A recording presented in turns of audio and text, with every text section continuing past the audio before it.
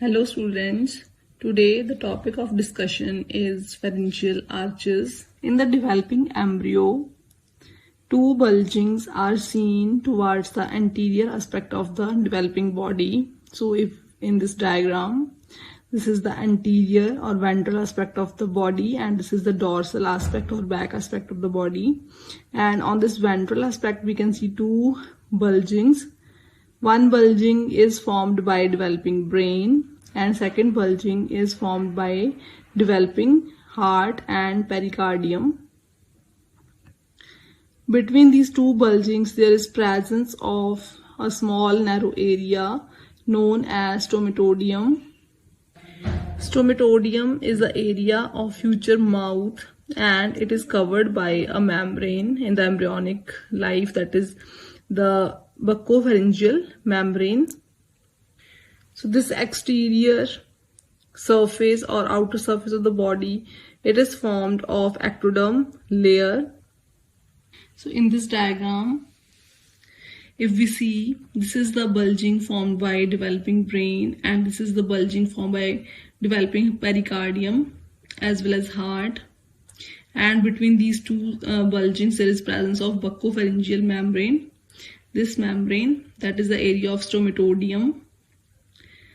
So stomatodium is the area of future mouth, and towards the inner aspect or towards the deeper aspects of the body, there is presence of this endoderm layer.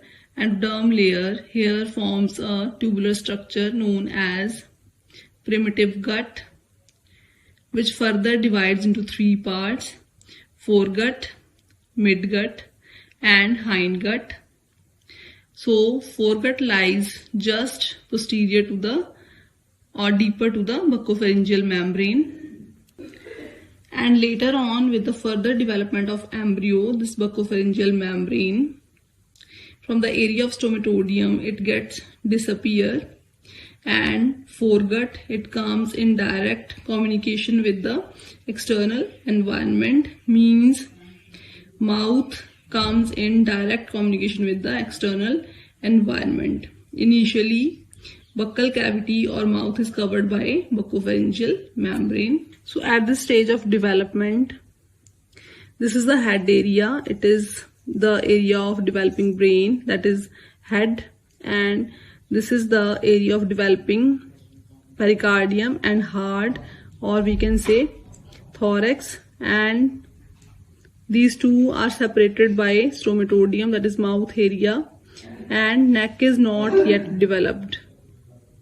Neck has not developed at that time, and just below the mouth, thorax begins.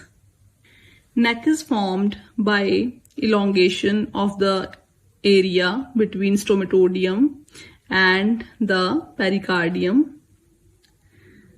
So this is achieved by descent of this developing heart, means this area of the heart, it get descended. This elongation occurs because of appearance of series of mesodermal thickenings, means in this area the mesoderm layer get thickened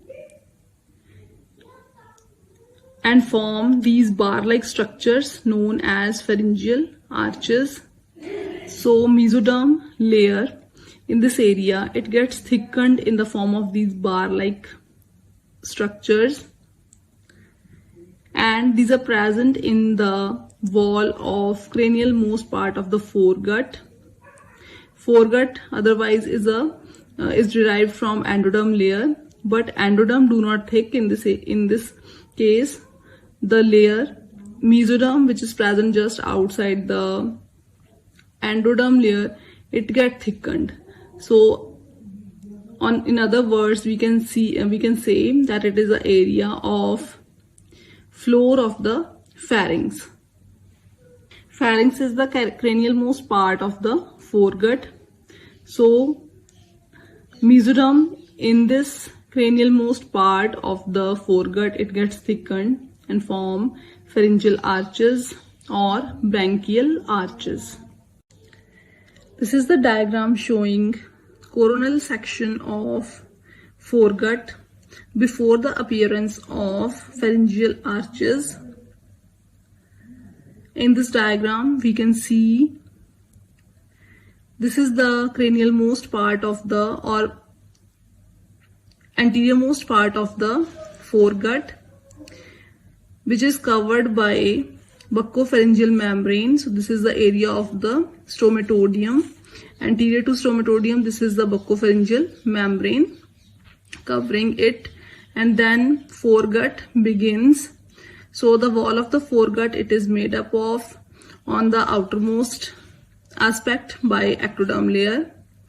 Its innermost lining is formed by endoderm layer, and between these two layers, this thickened area, it is the mesoderm layer. So this is the wall of the foregut before appearance of the pharyngeal arches in it.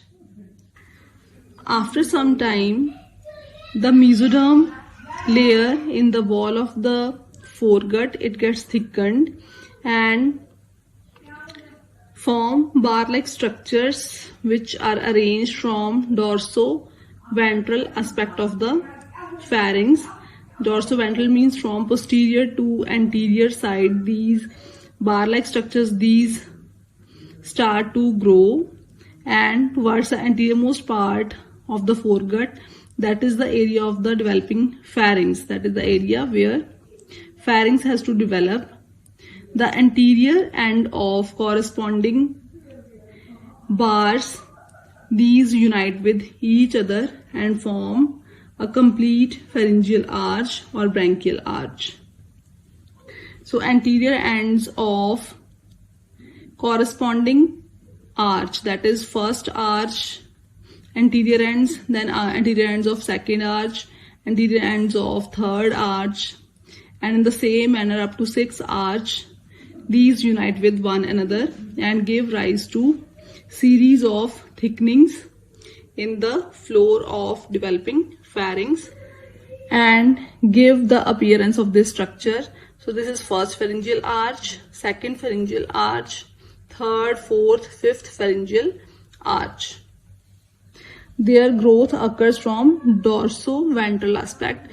This is the dorsal aspect of both sides of the pharyngeal arch, first pharyngeal arch. So from here it start to develop, and also from this end it start to develop and meet in the median plane in the anterior aspect. So in this way one complete arch develop, and other arches also develop in the same manner. Pharyngeal arches start to develop at the age of 4th week of intrauterine life. So by the end of 4th week of intrauterine life, first and second pharyngeal arch have been formed, and by the end of 5th week, 4 pharyngeal arches have been formed. Total 6 pharyngeal arches these develop, but later on 5th arch disappears soon after its formation, and only 5 pharyngeal arches these remain.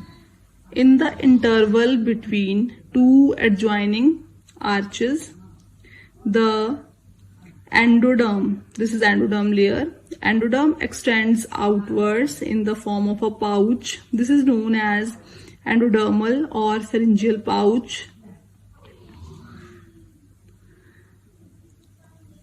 In the same manner, this ectoderm layer, it dips into the interval between these two arches, and that is known as ectodermal cleft.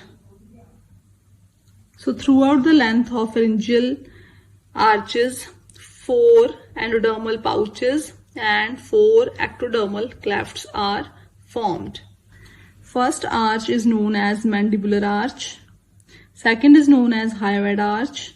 Third, fourth and sixth arches do not have any special names, and fifth one, which is present between fourth and sixth, it get disappear soon after its formation.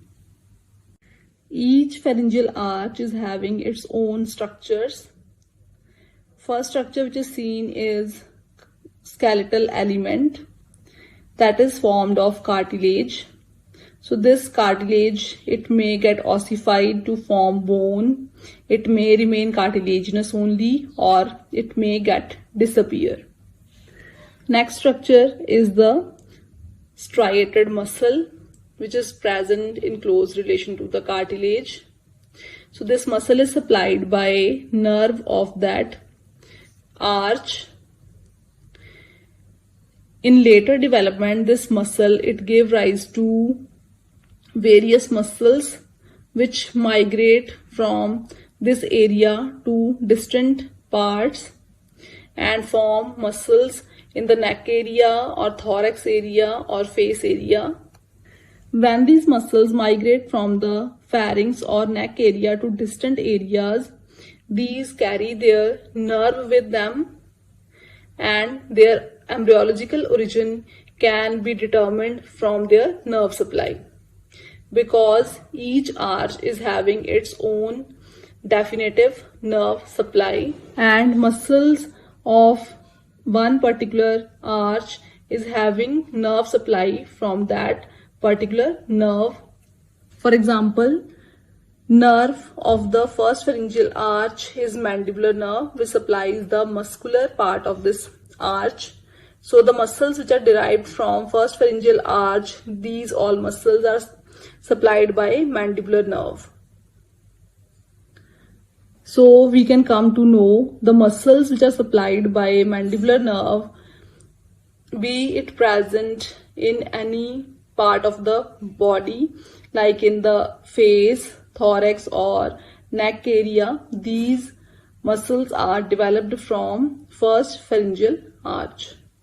Third structure present within the pharyngeal arch is the arterial arch. Arterial arch means an arterial blood vessel which supplies blood to pharyngeal arch. So as we know, this is foregut. So on the ventral aspect of the foregut, there runs a blood vessel known as ventral aorta, and on the dorsal aspect of the foregut, there is one another vessel that is running known as dorsal aorta. Ventral and dorsal aortae, these are connected with one another through arched blood vessels known as arterial arches that passes through each pharyngeal arch. Means one arch crosses through the first pharyngeal arch and joins the ventral aorta present here with the dorsal aorta which is present on this area. So in this manner, through each pharyngeal arch passes a blood vessels known as arterial arch which joins the ventral aorta with the dorsal aorta and supplying blood to the corresponding pharyngeal arch. So with the further development of the embryo, the arrangement of these blood vessels is greatly modified and these get their new names. Fourth element of the pharyngeal arch is the nerve of that particular arch. So each arch is having its particular nerve which supplies the muscle of that arch and also give branches for the supply of ectoderm and endoderm layer. So the branches which supplies ectoderm and endoderm layer, these are sensory branches of the pharyngeal nerve, and the branches which supplies muscle are the motor branches. So let us discuss about the structures that are derived from skeletal elements of different arches. First of all, the structures which are formed from cartilage of first arch are shown in red color. So these structures are derived from the cartilage of the first pharyngeal arch. The cartilage of first pharyngeal arch is also known as Meckel's cartilage. It is giving origin to two ear ossicles, that is incus and malleus bone. which are derived from its dorsal end or posterior end. Then ventral part of the cartilage is surrounded by developing mandible. This is developing mandible. Ventral part of the cartilage is absorbed into the developing mandible. And the part of the cartilage extending from middle ear to the mandible disappears, but its sheath or perichondrium, that is the outer covering of the cartilage, it remains and it forms the anterior ligament of malleus bone. This is malleus and it is having attachment of a ligament known as anterior ligament of malleus, and second ligament is phenomandibular ligament, which is formed by that perichondrium of Meckel's cartilage.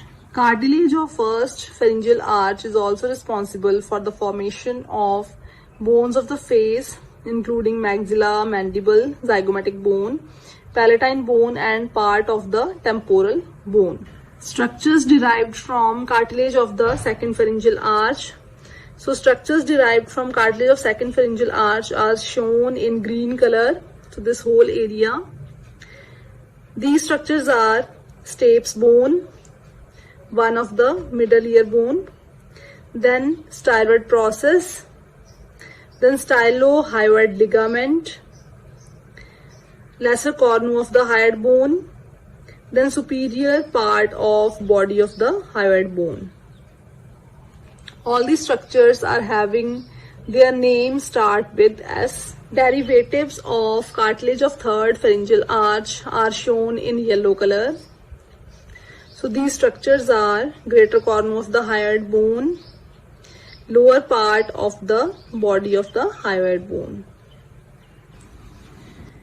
Cartilages of fourth and sixth pharyngeal arch give origin to cartilages of larynx, that is thyroid cartilage, cricoid cartilage, and other small cartilages present towards the posterior aspect of the larynx.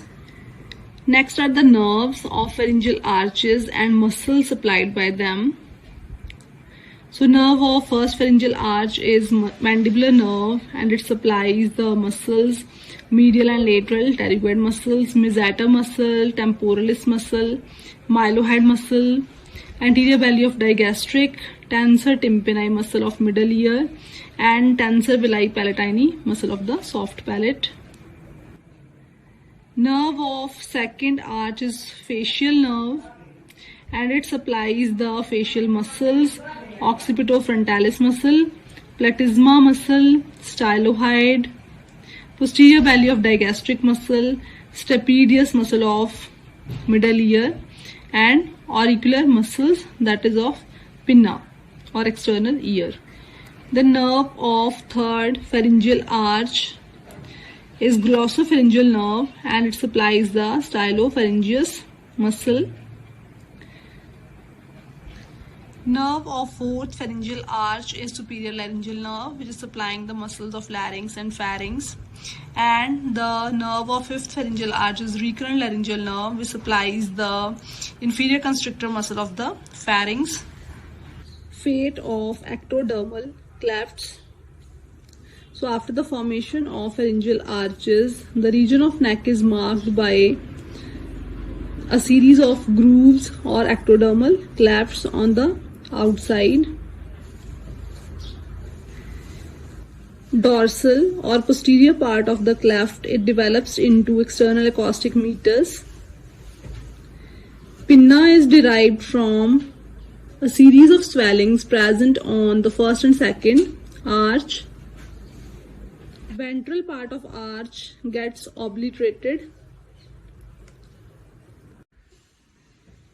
Second arch grow much faster than the succeeding arches and overhang them. The space between overhanging second arch and the other arches, that is third, fourth and sixth arches, is known as, this space is known as cervical sinus. The lower overhanging part of the second arch fuses with the tissue present caudal or below the arches. and the side of the neck now become smooth. The cavity of cervical sinus normally gets obliterated, but sometimes some part of it may persist and give rise to swelling in the neck area along the anterior border of sternocleidomastoid muscle. That swelling is known as branchial cyst.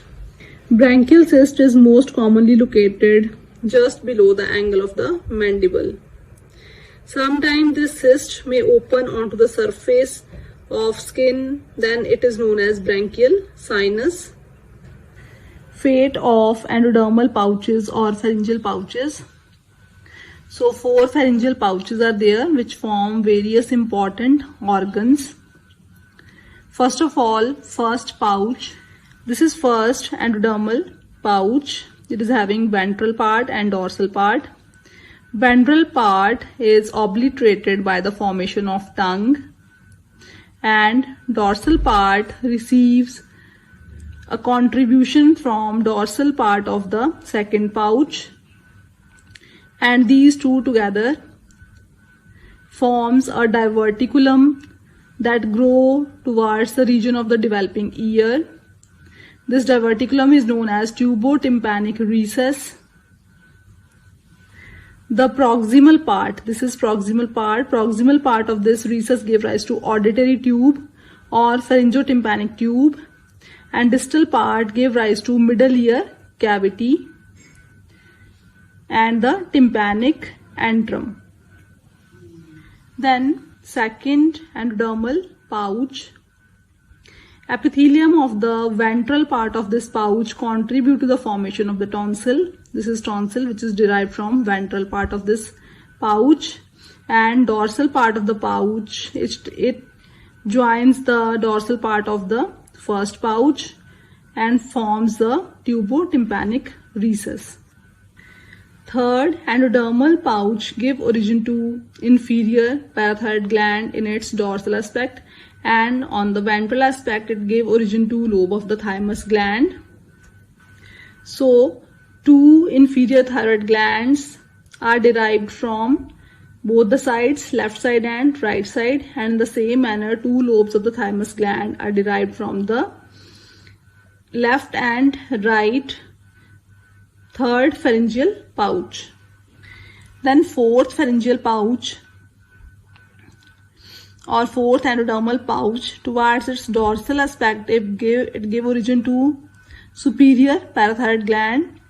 On one side one gland is formed, and from the other side another gland is formed. So superior parathyroid glands are also 2 in number.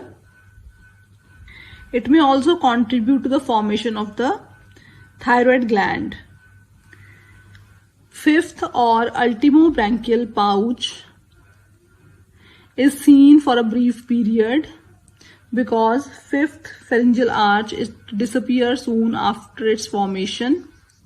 So in some species it gives rise to ultimobranchial pouch or ultimobranchial body, but in case of human being its fate is controversial, and it is generally believed to be incorporated into the fourth pharyngeal pouch, and 2 together, means fourth and fifth together, forms a complex known as caudal pharyngeal complex.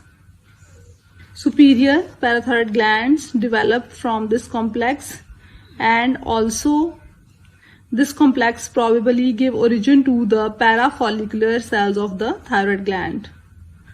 Development of the thymus gland. So thymus develops from the endoderm of the third pharyngeal pouch, which also give rise to inferior parathyroid glands. During early development, this pouch is cut off from the pharyngeal wall and from the surface ectoderm. So after separation from the inferior parathyroid rudiment, each thymic rudiment has a thin cranial part and a broad caudal part. Thin cranial portion forms the cervical part of the thymus, and the broader part of the 2 sides enter into the thorax and become united to each other by the connective tissue, and these becomes the two lobes of the thymus gland. Thymus is relatively larger at birth time. It continue to increase in weight till puberty. Thereafter it gradually undergo atrophy. Development of parathyroid glands. Inferior parathyroid glands develop from endoderm of the third pharyngeal pouch, so that is why these are also known as parathyroid 3. And superior parathyroid gland develop from the endoderm of the fourth pharyngeal pouch, and these are known as parathyroid 4. As the third pouch also gave origin to the thymus gland, so when the thymus gland descends downwards towards the thorax, it also pulls the inferior thyroid gland downwards. But the superior thyroid glands, which are derived from the fourth pouch, these remain at a higher level. As a result of this descent, the inferior thyroid glands come to lie below the superior thyroid glands. Hence, the parathyroid glands, which are derived from fourth pouch, becomes a superior parathyroid gland, and the gland which is derived from third pouch, these becomes the inferior parathyroid gland. Development of the thyroid gland have already been discussed with the topic thyroid gland. Thymus gland, parathyroid gland and the thyroid gland, these begin to form in the 5th week of intrauterine life and reaches their definitive position by 7th week.